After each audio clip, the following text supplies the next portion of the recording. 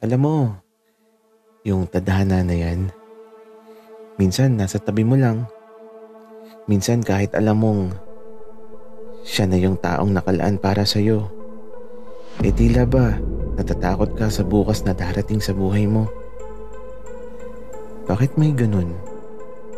Bakit may takot sa pagmamahal? Bakit may alinlangan na habang lumilipas ang panahon, nagiging isang kwentong hindi tapos ang tadhanang abot kamay para sa mga pusong nawalan na lang ng kulay?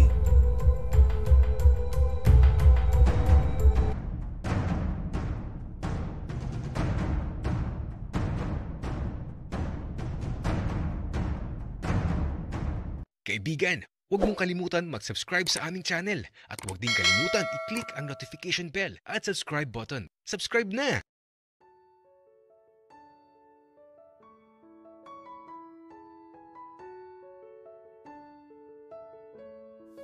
Isang gabi na naman. Kaya lang, hindi ako makatulog. Gusto ko sanang masyal muna sa labas pero malayo naman kami sa bayan. At si Maki naman, hindi na nasagot. Kumakatok ako sa pintuan ng silid niya kanina. Nakalak na kasi ang pinto eh. Pero walang nasagot. Baka tulog na siguro. Si Kuya William naman, baka tulog na din. Napakaaga niyang pumasok sa silid niya kanina eh. Ay nako. 7 PM pa lang eh. Napakatahimik na dito sa malaking bahay. Kaya eto, medyo naiinip ako.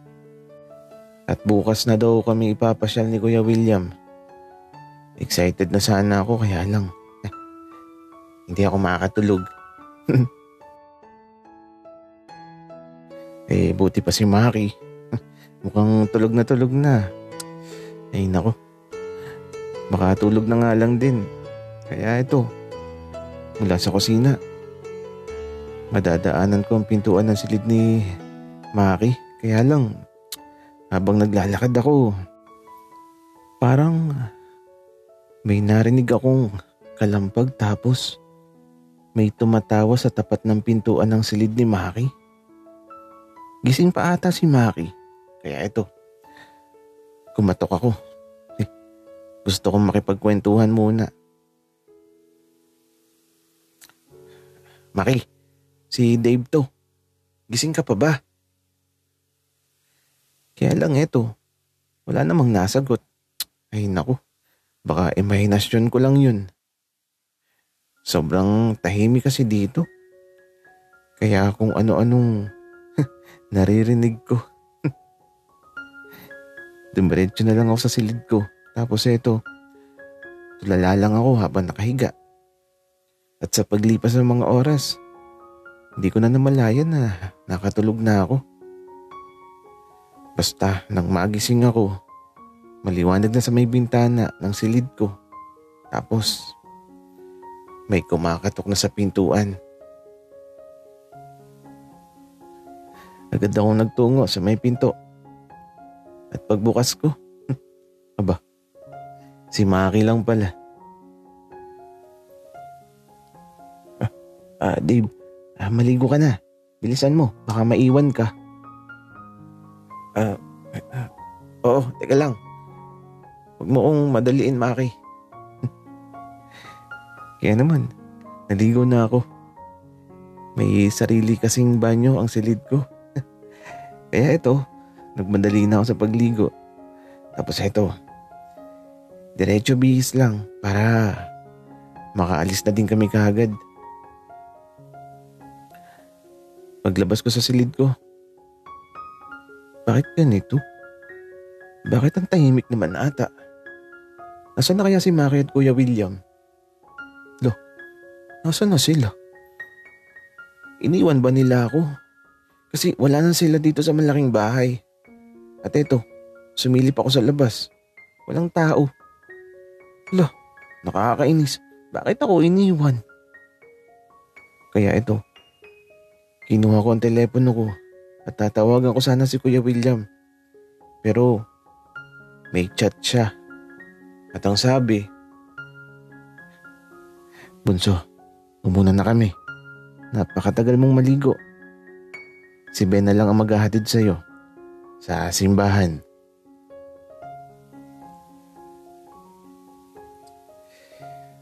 At eto, nakita ko na si Ben. Ayun siya, nakamotor na papunta na dito. Pagdating ni Ben, nakabihis din siya. Pero alam mong luma ang mga suot niya. At paglapit niya, napansin ko yung sapatos niya na parang lumang-luma na talaga. "Dave, nainip ka ba? Sorry biglaan kasi yung chat ni Sir William. Sorry, late ako." "Okay lang, Ben. Tara na. Saan ba sila nagpunta?" Kapag ganitong linggo, Dave, nagsisimba si Sir William. Maaga siya palagi doon kasi alam mo na, sponsor siya. Kaya siguro iniwan ka na. Kaya pala. Wika ko, tapos ito. Habang nakasakay ako sa motor ni Dave, may napansin ako sa suot niyang damit na parang hinugot lang bigla sa cabinet. Tapos gusot at may butas pa sa likod. May naalala tuloy ako. Ganito ako dati. Laging bigay yung mga sapatos ko, mga pinaglumaan, pati mga damit ko. Kaya parang naiiyak ako habang nakatingin sa butas ng damit. Dahil sa butas na nakikita ko, parang babagsak ang mga luha ko. Napakadami kong naaalala Ay nako. Ben, may mga mall ba dito malapit sa inyo? Meron naman, Dave. Bakit mo natanong? Doon mo na lang ako diretso. Okay lang ba? Dave, sa kabilang bayan pa yun Pero sige, kung gusto mo di doon tayo pupunta. Bakit pala sa mall tayo pupunta, Dave?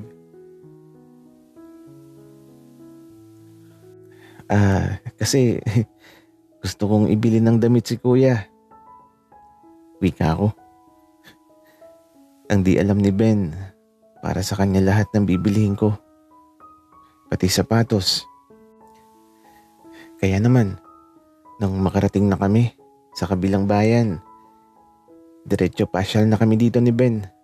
Pero bago ang lahat, kumain muna kami sa malaking bubuyog.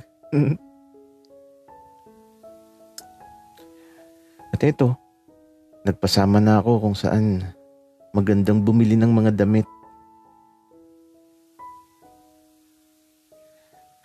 Ben, ano sa palagay mo ang magugustuhan ni Kuya dito? Ipili mo na lang ako. Sige. Ito yung mga ganito. Wika ni Ben na madaming ipinapakita sa akin. Kaya naman, lahat yun binili ko. May budget naman ako na bigay ni Kuya. At ito, pati pantalon at short bumili din ako. Ipinasukat ko nga muna kay Ben para siguradong kasya sa kanya Tapos nakita ko si Ben na napatigil sa mga brief. Tapos may tiningnan siya kaya sabi ko, gusto ko din nun para kay Kuya. Hindi niya alam. Para sa kanya din yun. Baka kasi may butas na din yung mga brief niya At eto, ang pinakahuli. Gusto ko din sanang bigyan din siya ng sapatos. Kasi yung suot ni Ben, parang hihiwalay na talaga yung ilalim ng sapatos niya. Ben, sa palagay mo, Anong sapatos ang magugustuhan ni kuya? Hindi naman mahilig yung kuya mo, Dave, sa mga masyadong mahal na sapatos. Gusto niya, simple lang. At saka, di mahilig sa sapatos yun. Okay lang yun, Ben. Basta, bibigyan ko siya ng magandang sapatos. Okay, sige. Bigyan ni Ben. Sinama ako sa bilihan ng sapatos. At aba, nakita ko yung presyo ng sapatos. 6,000. Napakamahal. Dave, eto kapag nakaipon ako, bibili din ako ng ganito. Habang hawak ni Ben yung sapatos, nakangiti lang siya habang pinagmamasdan to. Siguro ang mahawakan ng sapatos na yun masaya na siya. Ang di niya alam, regalo ko yun para sa kanya. Muntik nang maubos ang pera ko. May natira pa naman pero okay lang. Pero gagi. Bakit ko ba ginawa to? Okay lang. Ang mahalaga, nakabawi ako sa prank namin kahapon sa kanya. Kaya ito, pagkabayad ko ng sapatos, di ko alam kung uuwi na ba kami. Kasi maaga pa naman. Ben, saan magandang tumambay? Sa bahay namin, Dave.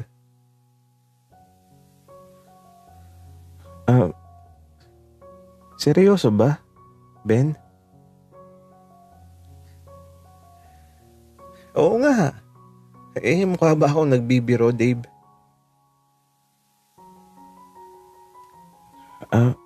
Okay. Tara na sa inyo. Wika ako.